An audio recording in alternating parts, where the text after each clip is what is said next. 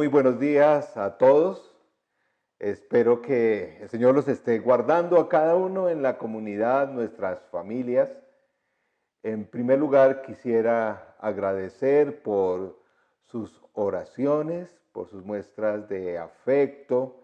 Quiero mencionar que esta semana, gracias al Señor, por primera vez en los controles de mis ojos, se evidencia ya el comienzo de una mejoría.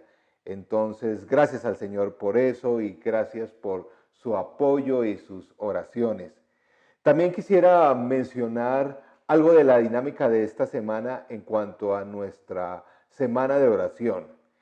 En primer lugar, mencionar que el día miércoles próximo tenemos los 3 horarios para cualquier miembro de la iglesia que quiera participar. El miércoles a las 7, a las 12 del día y a las 8 de la noche.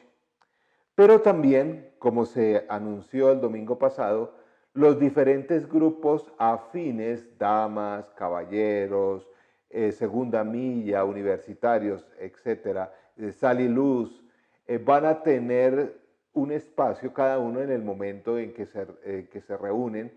Entonces, por favor, si estás interesado en participar también en esos grupos afines, comunícate con el líder de ellos.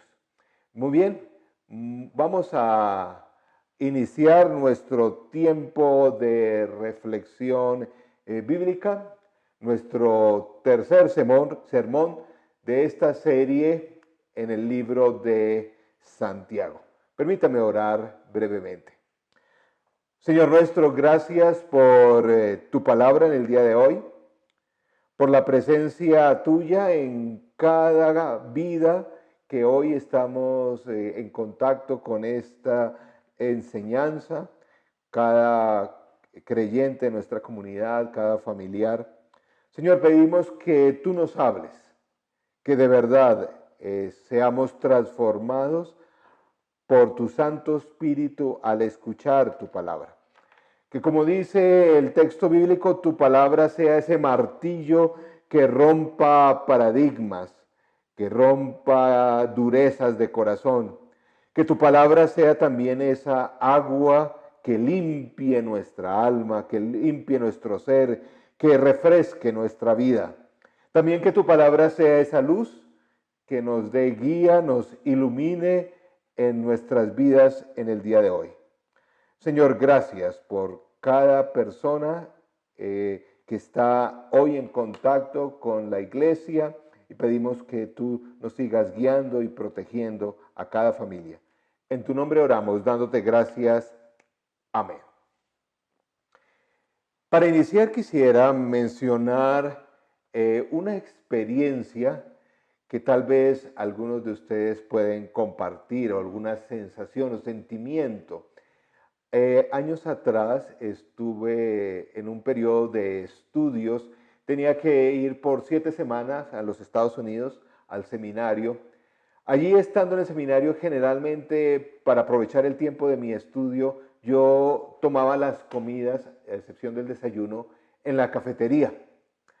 Y tuve esa experiencia de que uno va a una cafetería, que todo el mundo está hablando, conversando, pero obviamente yo no soy estudiante regular de ese seminario, ni vivo en esa ciudad, en el seminario de Asbury.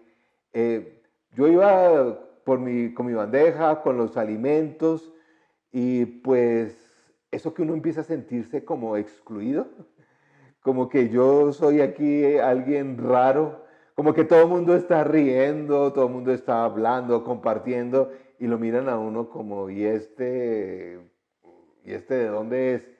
Esa sensación de que como que no formo parte del grupo. Me acordó de otra experiencia similar muchos años atrás, al inicio de mi vida, al terminar más bien mi vida de universidad también en los Estados Unidos, donde a veces había fines de semana que yo iba a la cafetería y me tenía que sentar solo, llevar un libro. No sé si te has sentido así, como excluido, que no formas parte. Esa sensación a ninguno nos gusta. Tal vez en esta misma cuarentena varias personas han experimentado, estaba leyendo de algunas de las consecuencias psicológicas de esta cuarentena o de esta pandemia, varias personas experimentan como que esa sensación de que algo se están perdiendo en el mundo, que hay algo que está ocurriendo en el mundo, pero que ellos no forman parte.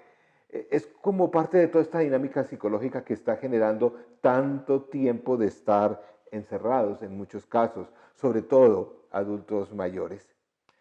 Con respecto a esta sensación, el escritor cristiano, voy a citarle a él en uno de sus discursos, C.S. Lewis, decía dando una conferencia como invitado en la Universidad de Londres en el año 1944 lo siguiente: digo que el deseo de estar en el círculo interior o círculo íntimo, sea lo que sea esto, es uno de los grandes motivadores de la actuación humana.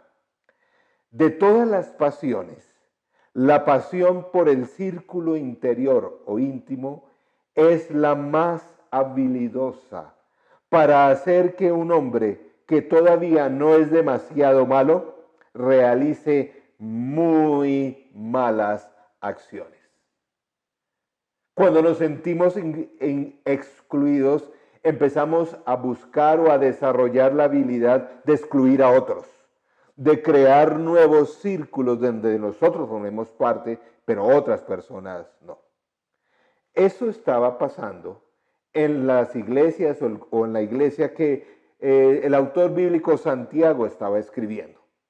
Recuerden que esta carta de Santiago conserva toda esa tradición de la literatura de sabiduría, de proverbios, de salmos, etc.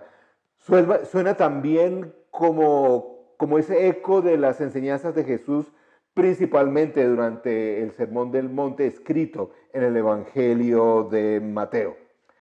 Encontramos que los judíos a los cuales le dirige Santiago esta carta, estos judíos ya habían sido excluidos, estaban siendo oprimidos por el Imperio Romano. Pero estos judíos cristianos aún estaban con mayor aislamiento porque estaban siendo excluidos de sus familias, de su cultura judía, de la misma compartir de la población. Entonces, si había un grupo que estaba siendo excluido en aquel entonces, eran los judíos cristianos a los cuales les escribe Santiago. Por eso es que uno puede notar que ellos, como en ese deseo de compensar, sienten esa hambre de ser respetados, de ser valorados, de ser reconocidos, y empiezan a buscar el asociarse con personas importantes. Es allí cuando Santiago en el capítulo 2, versos 1 en adelante, ojalá allí en casa podamos después con calma leer del verso 1 al 13.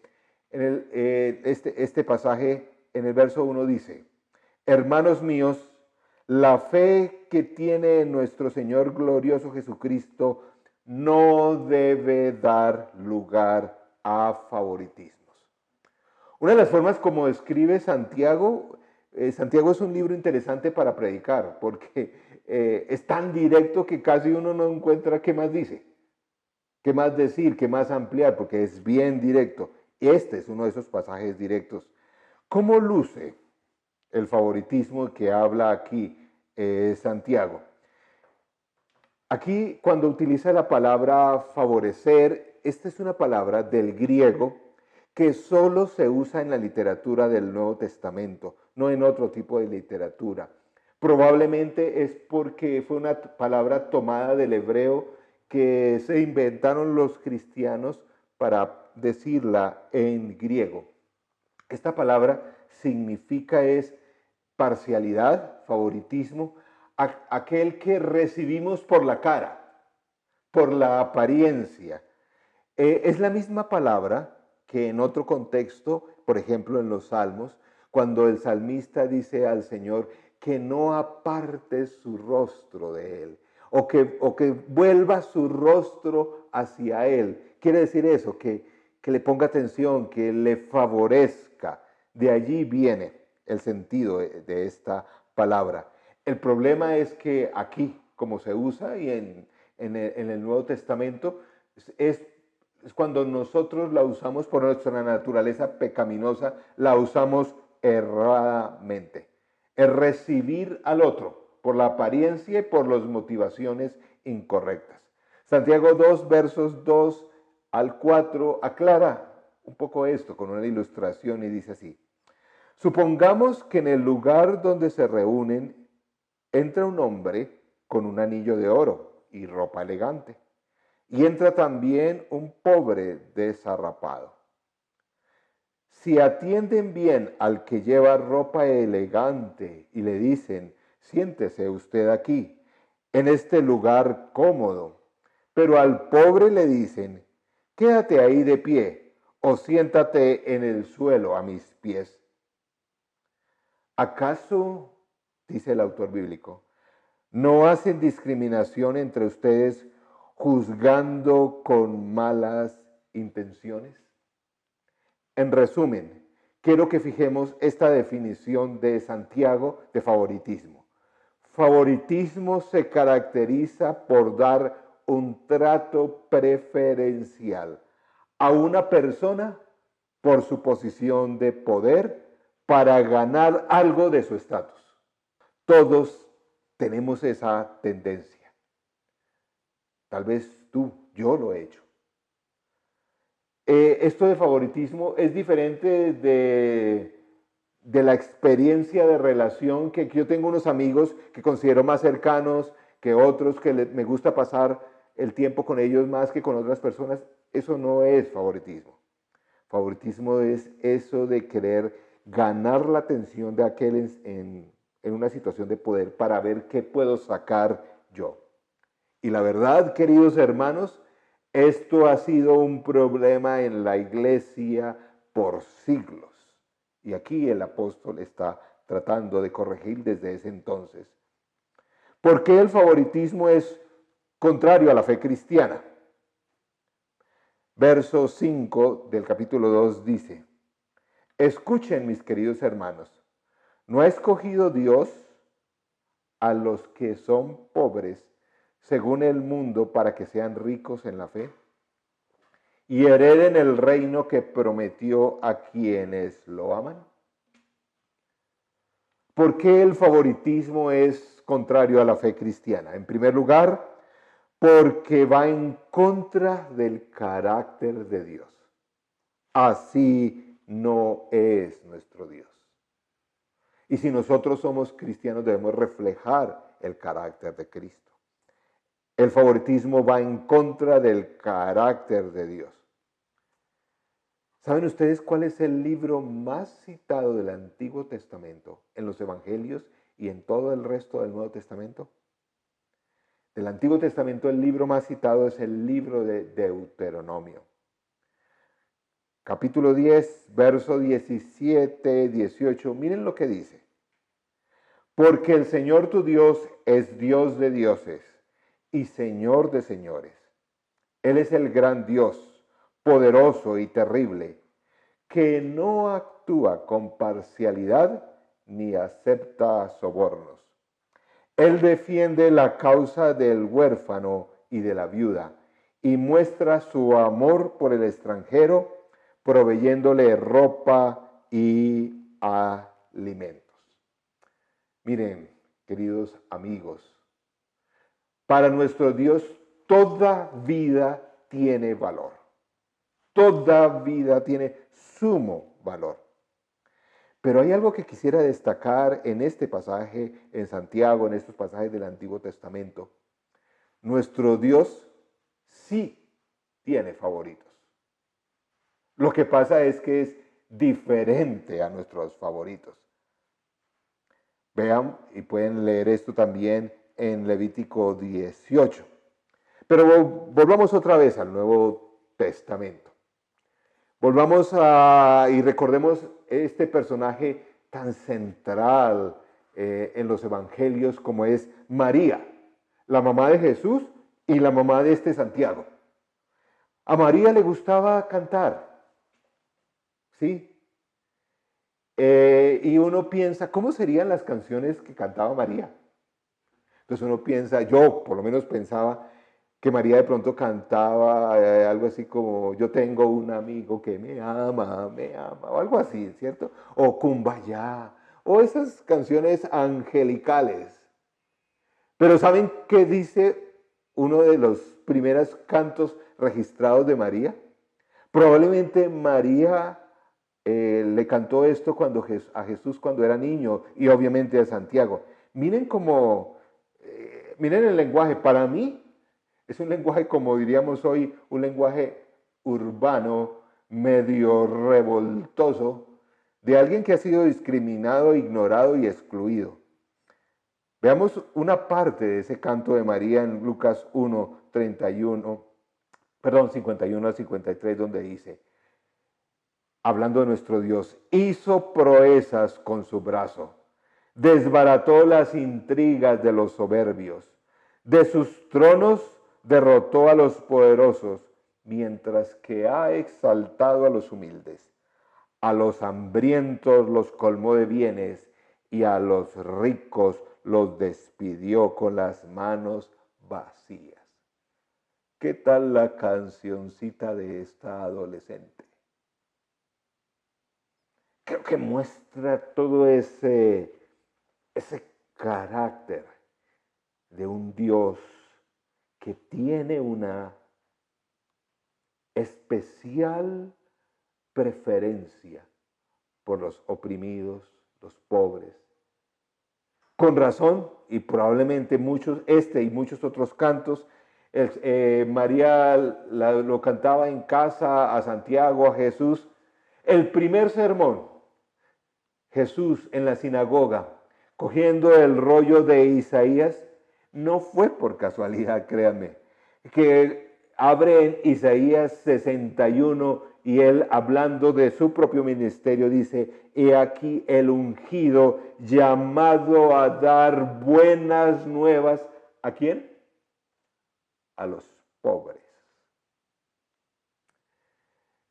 Por siglos, la iglesia cristiana o los predicadores cristianos hemos tratado de cualificar, de ponerle otro matiz a expresiones, por ejemplo, como las bienaventuranzas, y decir, no, no, es que cuando allí hablan de pobres se refiere a los pobres de espíritu. A ver. No, no, eso es una realidad interna, no, no, porque el problema no es las riquezas. Y bueno, eso es cierto, pero hay una especial bendición de nuestro Dios hacia los pobres. Lucas, hablando de las bienaventuranzas, al estilo de Lucas, también es mucho más directo. Para él es claro que el arribo del Mesías es como poner patas arriba todos los reinos de este mundo. Y claramente en el Evangelio de Lucas, cuando habla de las bienaventuranzas, dice que estas afirmaciones que nos incomodan a ti y a mí, que el Señor bendice a los pobres. Lo dice así. Lo opuesto, entonces, queridos amigos, para nosotros en la comunidad cristiana, tenemos que cuidar de no tener favoritismo. Pero lo opuesto al favoritismo no es la neutralidad, no es la igualdad. A veces escuchamos ese discurso, nosotros los cristianos debemos tratar a todos por igual. Eso creo que va a ocurrir en la segunda venida de nuestro Dios, cuando cielo nuevo y nueva tierra Él establezca, o ocurría en el Edén, pero en este mundo caído. Mientras exista la iglesia cristiana en este mundo caído, tú y yo somos llamados a favorecer a los excluidos, a los maltratados, a los oprimidos. En la Biblia se dice de muchas formas. Dios muestra su rostro favorable al pobre. El problema en la Biblia no es la desigualdad en la distribución de la atención o de los recursos.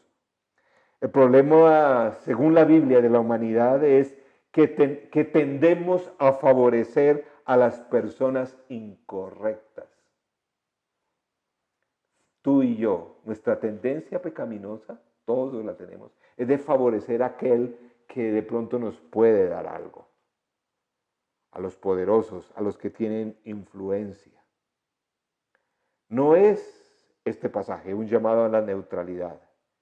Este pasaje, aunque nos suene un poco incómodo, es un llamado para favorecer a las personas pobres, excluidas, oprimidas, que tanto hay en nuestro mundo el día de hoy. Al comienzo de esta pandemia, yo creo que todos en las redes sociales vimos un eslogan que tenía carácter universal. Pocas veces ocurre eso en las redes sociales. En español decía algo así como, juntos saldremos adelante. ¿Recuerdan?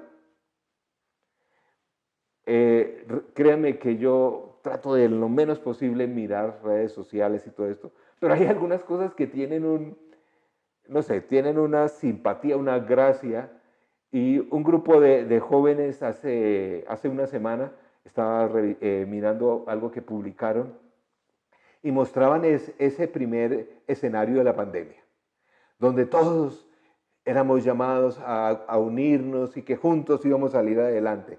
Después, ellos colocaron de una forma bastante irónica una cantidad de imágenes, creo que tú y yo la hemos visto, de todos estos deportistas de élite, gente de farándula, gente que maneja medios o que tiene muchos recursos, pasando la cuarentena.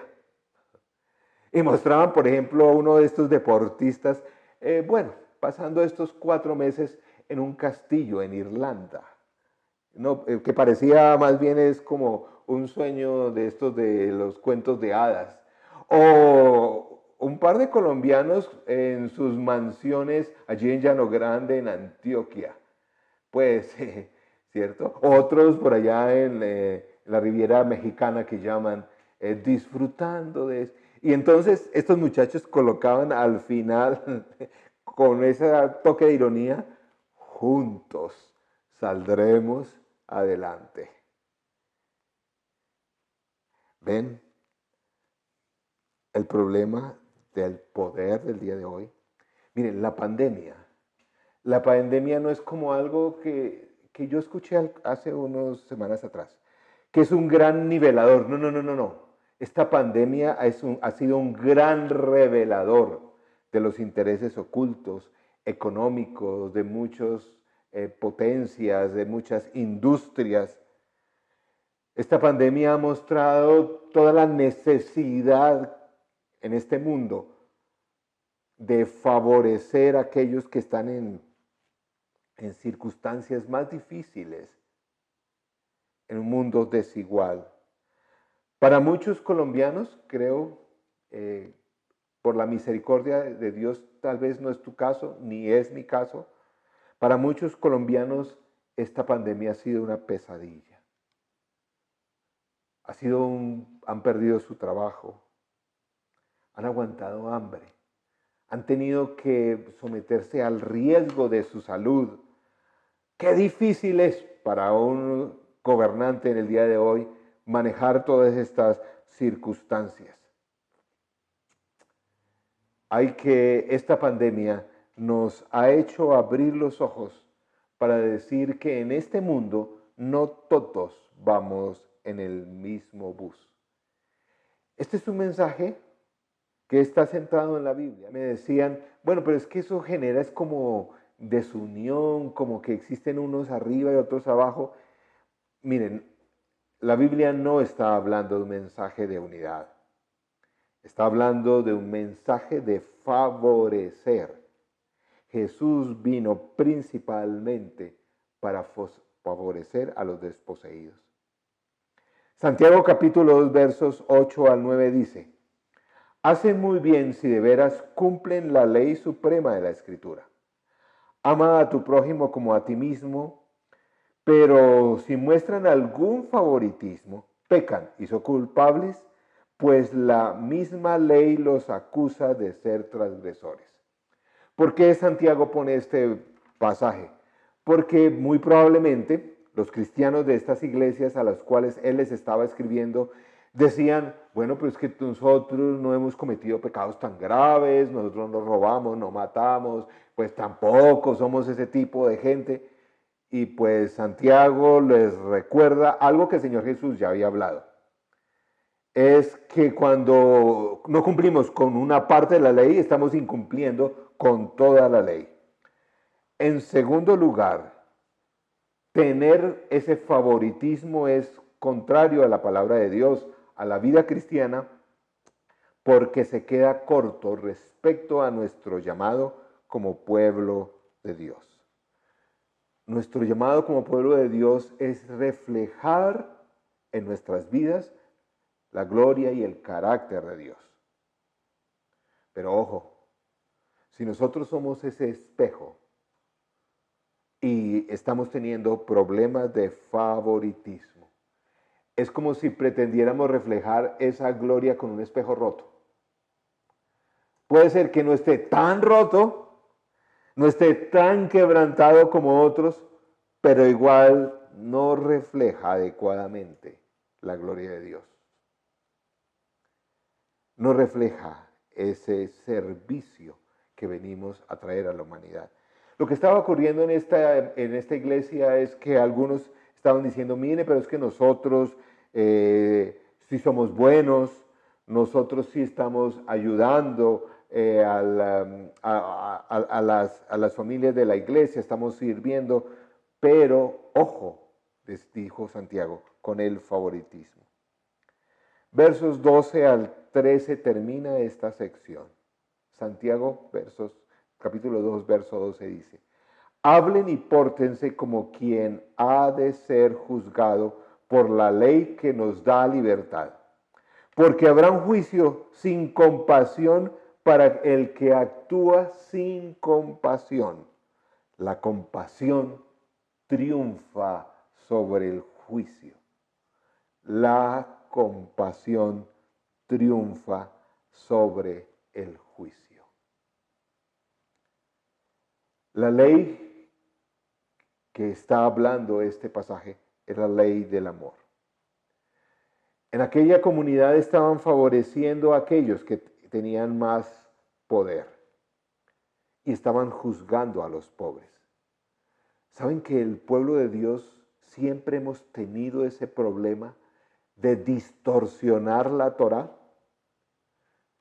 Acuérdense de los amigos de Job, este libro antiguo, es cierto, que decían, es que Dios bendice al que es justo materialmente.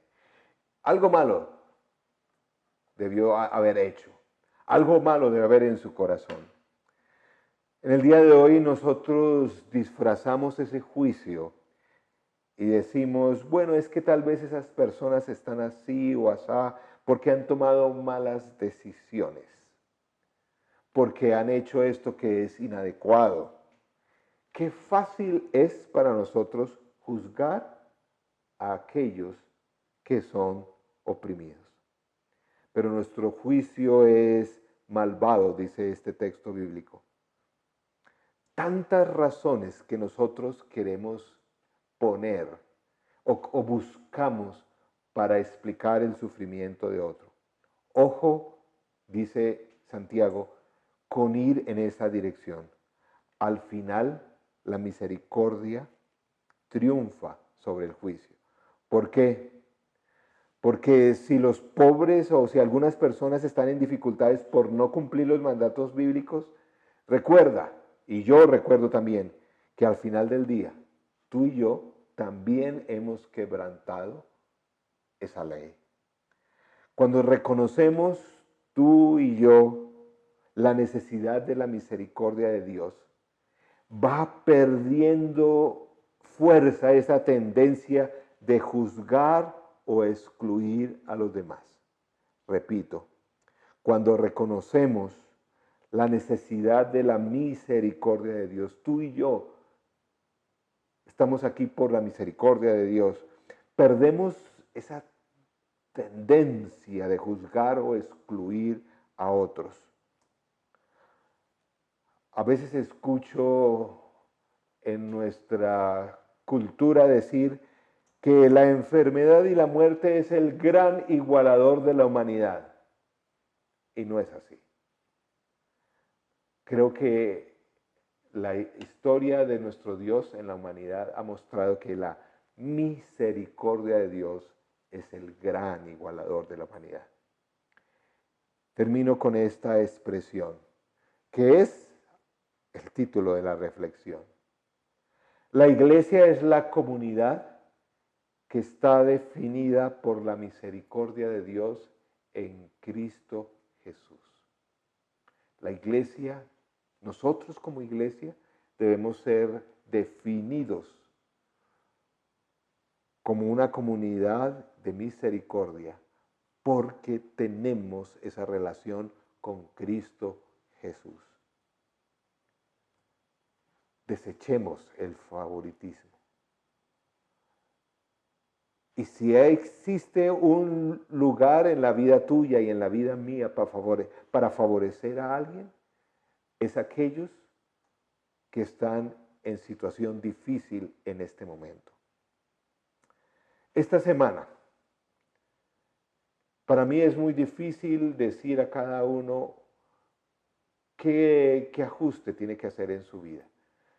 Pero miremos si en nuestro diario vivir estamos experimentando ese favoritismo, ese que tanto daño le ha hecho a la iglesia cristiana por los siglos, de buscar de alguna u otra forma acercarnos a las estructuras de poder o a los poderosos para sacar alguna ventaja.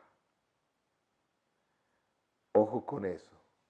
Pero también esta semana busquemos la posibilidad de bendecir, de favorecer a alguien, sin juzgar, sin criticar, sin decir que esto es problema del gobierno, esto es problema del enemigo, de lo que sea. El papel tuyo y mío somos llamados a favorecer a los desfavorecidos. El caos que se armó y la distancia que se armó con Babel es reconstruido con la presencia del Espíritu Santo en la iglesia. Recuerden lo que el apóstol Pablo decía varias veces en sus cartas. La iglesia y el Espíritu Santo como el centro también en la iglesia nos muestra que existe un Señor, un Espíritu, un bautismo y una iglesia. No existe un Señor de los pobres, un Señor de los ricos, un Señor de los colombianos, un Señor de los europeos, un Señor de los orientales, un Señor diferente para los gringos. No, existe un Señor, un Espíritu, un bautismo, una iglesia. La respuesta de nuestro Dios para el sufrimiento de este mundo no va a estar en los gobernantes, no va a estar en las causas sociales, y qué bueno que haya cristianos en la política, qué bueno que haya cristianos en estos movimientos sociales, pero la respuesta de nuestro Dios a esta humanidad sufriente, aún en esta pandemia, es a través de Jesús, que se expresa en cada cristiano, en tu vida y en mi vida, cuando buscamos favorecer, aliviar, apoyar, animar a otro que es mucho menos favorecido de lo que somos nosotros. El Señor, nosotros oramos y decimos, Señor, ven pronto por tu iglesia. ¿Saben qué podemos hacer para hacer que esta venida sea más pronta? para que el Señor venga a celebrar las bodas del Cordero con su iglesia. Eso va a ocurrir cuando la iglesia, tú y yo, luzca más como Él, hable más como Él, huela a Jesús y actúe como Jesús. Oremos. Necesitamos de toda la misericordia y la limpieza del Espíritu Santo para evitar el favoritismo y más bien para tratar de apoyar y de favorecer a aquellos que lo necesitan. Oremos. Señor nuestro, gracias por ser el Dios de la misericordia. Gracias porque en este mundo, con tanta desigualdad, con tanto sufrimiento, en esta época de pandemia que tanto ha cuestionado gobiernos enteros, esquemas, soluciones para la humanidad, Señor, tú sí has establecido un camino para aliviar, para bendecir. Es el camino de la misericordia a aquellos que sufren en nuestro medio. Señor, permite que nuestro corazón sea como el tuyo. Un corazón que no busca favorecer al poderoso para tener ventaja, sino busca aliviar, atender, animar al pobre, porque tu corazón es un corazón que pone el rostro a favor de esta persona. Y Señor, gracias porque reconocemos y tú nos has dado esa posibilidad de reconocer que necesitamos de tu misericordia, que hemos sido objetos de tu misericordia y que en este tiempo tú has mostrado tu misericordia con cada uno de nosotros.